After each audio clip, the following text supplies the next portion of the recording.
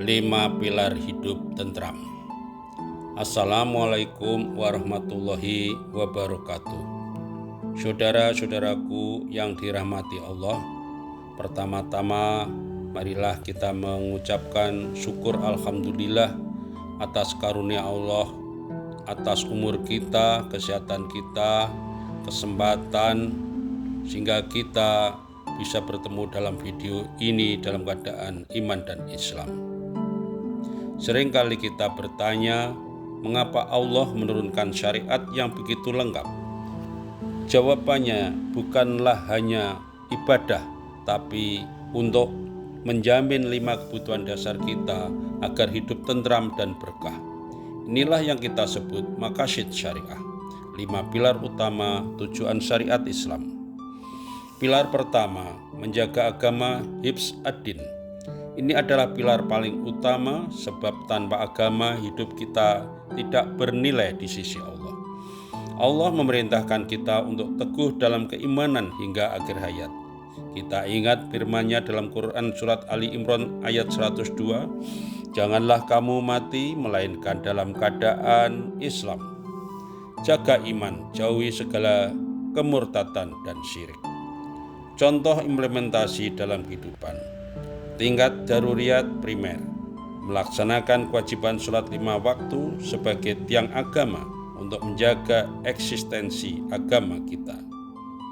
Tingkat hajiyat, memudahkan, mengambil rukhsah, melaksanakan sholat jamak dan qashar bagi musafir.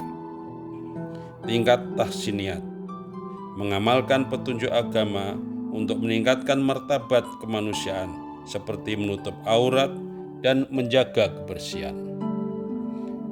Pilar kedua, menjaga jiwa hifz an-nafs. Nyawa jiwa itu suci, hak mutlak Allah. Syariat melarang kita mengambil jiwa orang lain, bahkan jiwa kita sendiri.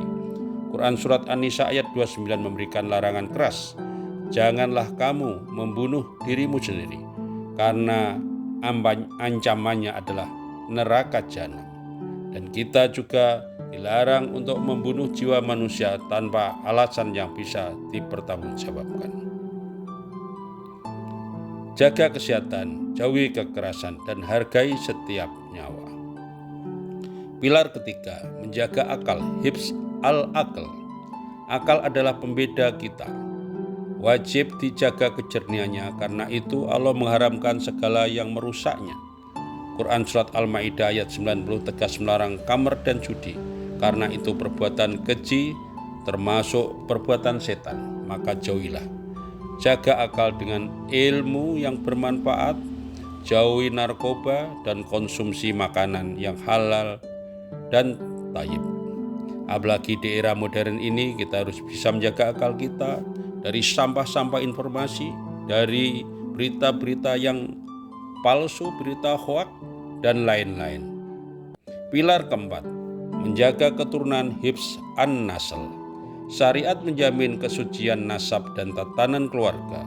Untuk itu Allah melarang perbuatan yang merusaknya.